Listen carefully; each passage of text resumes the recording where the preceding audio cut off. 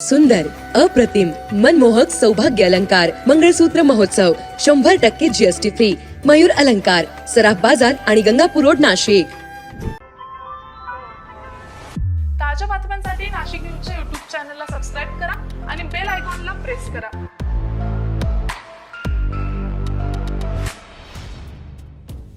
प्रयागराज येथील सिंहस्थ कुंभमेळ्यात 2 दिवसांपूर्वी घडलेल्या चेंगराचेंगरीच्या दुर्घटनेच्या पार्श्वभूमीवर नाशिक येथे 2026-27 मध्ये होणाऱ्या कुंभमेळा निर्विघ्न पार पडावा यासाठी राज्य शासन अलर्ट मोडवर आलेलं आहे.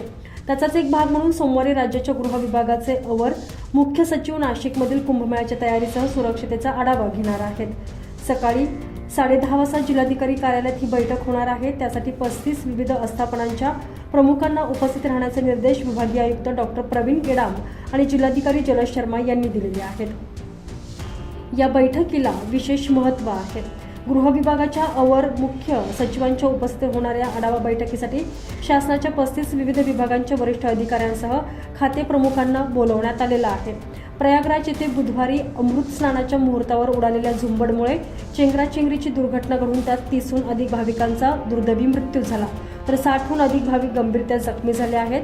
त्यामुळे या दुर्घटनेच्या पार्श्वभूमीवर नाशिकमध्ये 2026 ते 27 मध्ये होणाऱ्या कुंभमेळ्यात काय दक्षता तसेच सुरक्षितता बाळगता येऊ शकते आणि कोणत्या उपाययोजना करता येतील याविषयी महत्त्वाचा आढावा घेतला जाणार आहे.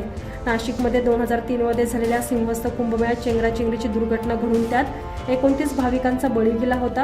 त्यामुळे अशा दुर्घटनेचा इतिहास पाहता येणाऱ्या सिंहस्थ कुंभमेळा अपघातमुक्त व्हावा यासाठी आत्तापासूनच राज्य शासनाकडून पावले उचलली जात आहेत. त्या अनुषंगानेच गृह विभागाच्या अवर मुख्य सचिवांना पाठवण्यात येत आहे.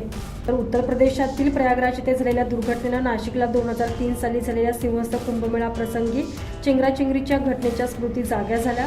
27 ऑगस्ट 2003 रोजी शाही स्नानावेळी नाशिकला चेंगराचेंगरी झालेली. या दुर्घटनेत 26 महिला आणि 3 पुरुष असा 29 भाविकांचा दुर्दैवी मृत्यू झालेला होता. Bureau report, Nashik news, Nashik.